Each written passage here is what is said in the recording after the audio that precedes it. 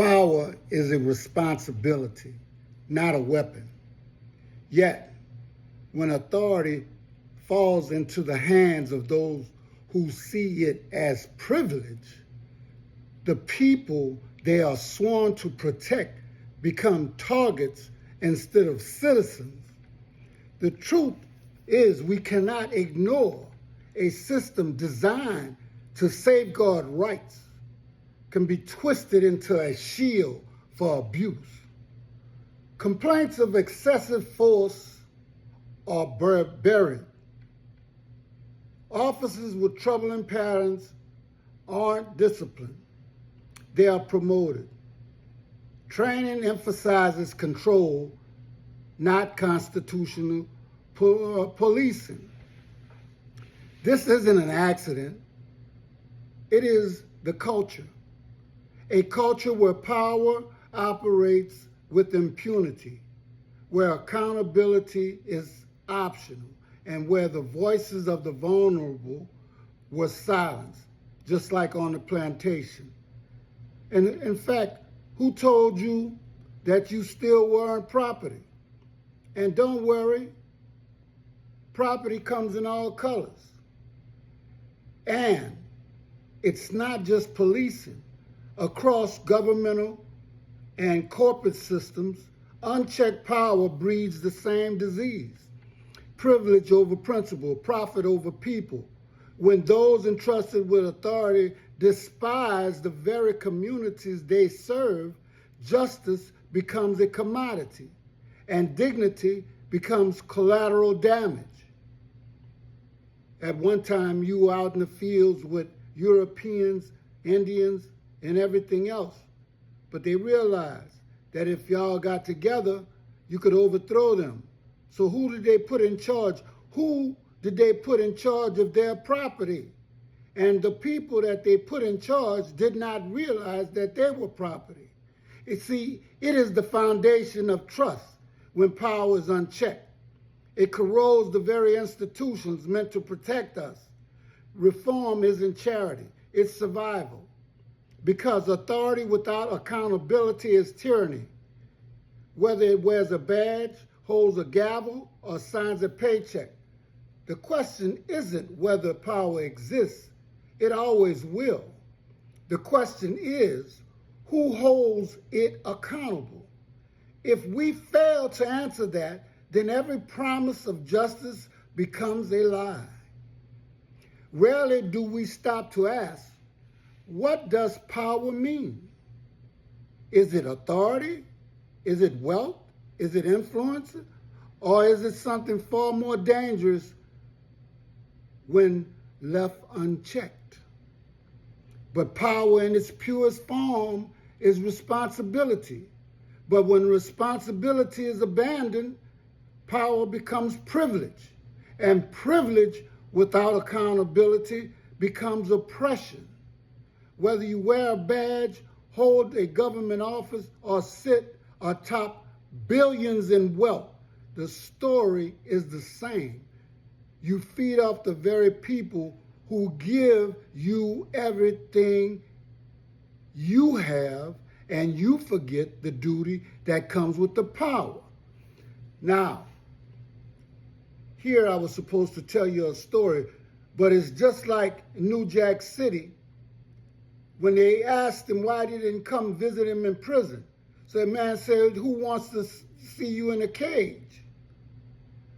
So why do I want to tell another black man gets beat down by European man with a badge story? No, I don't want to hear it. You shouldn't want to hear it. It shouldn't even exist. But we're still on the plantation. And when you run away or you do something wrong, they act like they got to punish you. But there it is. But here's the truth. Bad cops, civil servants, judges, executives aren't anomalies. They are symptoms.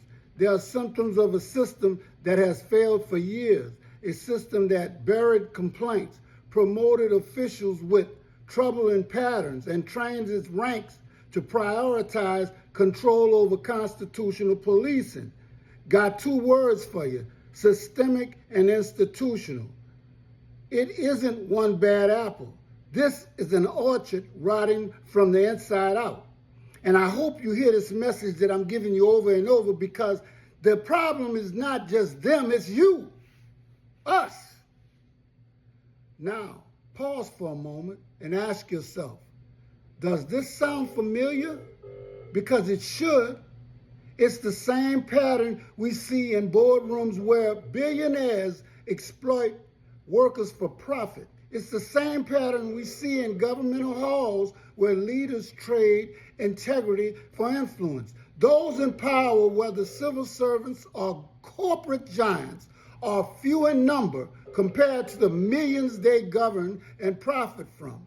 Yet they thrive because of one thing: our silence. We, the people, outnumber them, but we've grown complacent. We scroll, we complain, we vote once every few years and then look away. Meanwhile, policies are written, fortunes are built, and freedoms erode. All the while, we tell ourselves change is impossible, and that's the greatest lie ever told, that we are powerless.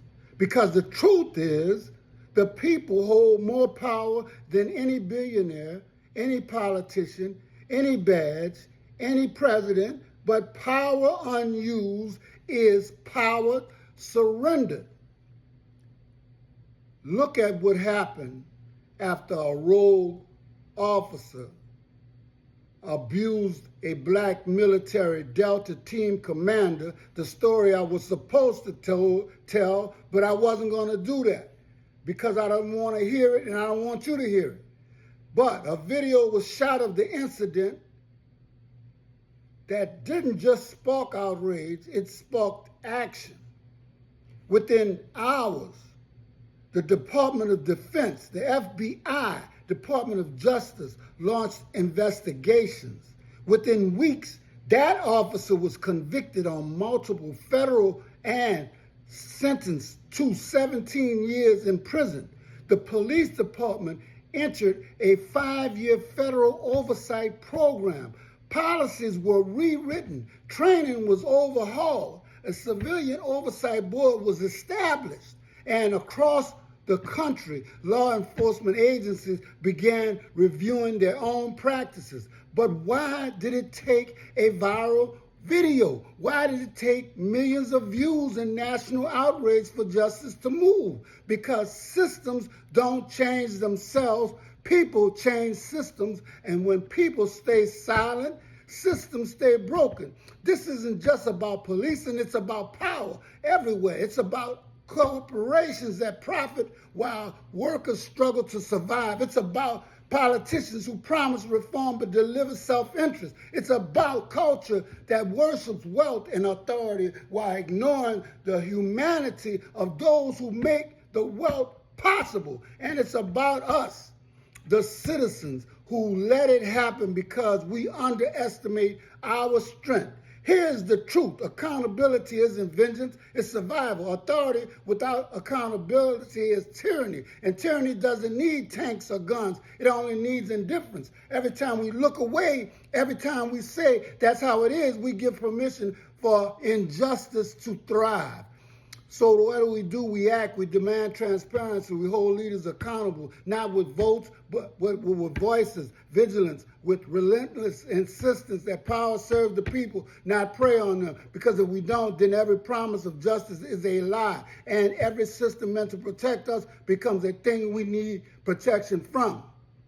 Forgiveness is personal, accountability is institutional. We may never erase the past, but we can ensure it never happens again. Authority is not immunity. Power must be accountable. And justice, true justice, requires not just punishing individuals, but transforming systems. The question isn't whether power exists, it always will. The question is who holds it accountable. If we fail to answer that, then history will answer for us, and it won't be kind. Privilege, when you think something isn't a problem because it doesn't affect you personally.